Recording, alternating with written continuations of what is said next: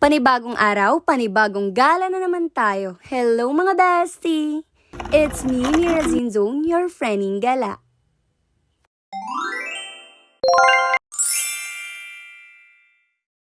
So ngayon nga is may pupuntahan tayong panibagong cafe dito sa Bulacan. Pero bago yon, pumunta muna kami dito sa may McDonald's. So ito yung time na usong-uso yung baso na nag-iiba yung kulay. Naalala nyo ba yon yung nagiging color pink, blue, pag sinalinan ng soft drinks? Ayan yan. So pumunta kami dito para lang makapag-avail niyan. Kasi ang dami ko na talaga nakikita nun sa TikTok. Syempre, inggit na naman ng person. Pero syempre, before nun, kailangan mo munang umorder sa kanila ng meals. And then, big meals yata yung need. Kaya tig 2 pieces na chicken na lang in-avail namin. Pero hindi rin namin naubos. Kaya tinake out rin namin yung 2 pieces dyan. Nung time na yan, ang dami rin nag-a-avail na nakasabay ko. Makikita nyo yun sa kabilang table, and si ate nag-video din, nakapag-avail din sila ng 2 cups. So, yung napunta nga sa amin is ito, color pink and color blue. Tignan nyo naman, ang ganda, no? And then, satisfying talaga habang sinasalina ng soft drinks. Gumana na naman ang pagiging inner child na best. Wala sa mga ganyan simpleng bagay lang, sumasaya na agad ako. Happy yarn. Wait, try muna natin eksenahan si Bestie habang food trip. Ito lang yung red flag na tinatanggap to. Oops, di ka dyan sure, Jollibee favorite mo din. McDo yarn. Red flag din yon. At ito nga, on the way na rin kami dun sa cafe na gustong-gusto ko talagang puntahan. Actually, una ko nakita na branch nito dito sa Bulacan is sa Malolos, kaya lang hindi ko siya napuntahan. Kaya nung nakita ko na nagkaroon na rin dito sa Baliwag ng Dear Joe Cafe, pinilit ko talaga si Bessie na makapunta kasi medyo mas malapit na sa amin. So ito nga is located sa Benigno Aquino Avenue, Barangay Tangos, Baliwag, Bulacan. Bali, papasok lang to sa may Castellania. And halos nasa may entrance lang din sila, kaya kita nyo rin agad. Kung may dalang aking sasakyan, carry lang din kasi spacious rin naman ang parking nila. So, pupark pa nga lang kami pero excited na akong makapasok dito. At ayan na nga. Grabe na, baka dami na rin palang branch ng Dear Joe sa Philippines.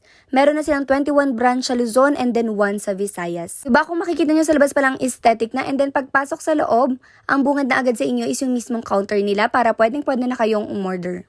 So bago nga kami umorder, nilibot muna namin and then syempre nag-check kami kung saan ba kami pwedeng maupo. Actually, meron silang first floor and then second floor. Dito sa may first floor, ganito yung makikita nyo na view, and meron silang mga pang-long table and then meron silang mga pang 2-person na chair, pang 4-person. Diba dito pa lang sa baba nakakaganda na agad ng vibes yung pinaka-view nila? Perfect lalo na para sa mga plantita dyan. At ayan, paakit na nga kami. Kung makikita nyo yung mga paint sa wall nila, ang gaganda talaga, diba? Para sa akin, lakas lang makarelax ng mga gantong ambience. Yung tipong hindi mauumay yung mga mata mo kakatingin.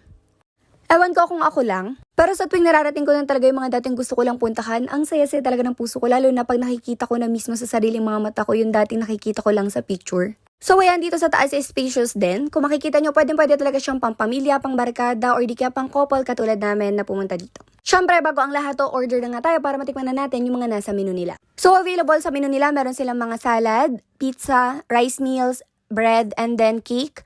Para sa drinks, meron din silang available na hot and cold coffee, sherbet, tea, and then shake. So, ang Dear Joe nga is masasabing the first writing cafe in the Philippines. Bukod nga sa iba't ibang plans na makikita nyo sa loob, meron kayo makikita rito na mga envelope na may mga letters sa loob, and then may dalawang design ng mailbox. Not sure kung magsusulat din kayo and then maglalagay kayo rin sa loob ng mailbox kasi anong pumunta kami dyan is wala namang paper and then ballpen sa table.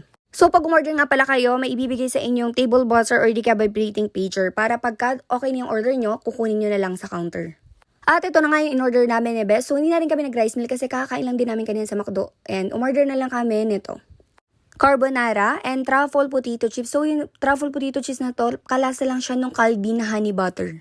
Favorite ko kasi yun, kaya alam na alam ko yung lasa. And for drinks, cappuccino at saka strawberry and cream naman ang in-order namin. Masasabi ko nga na worth it tong puntahan, lalo na masarap ang foods and then napakaganda pa ng ambience.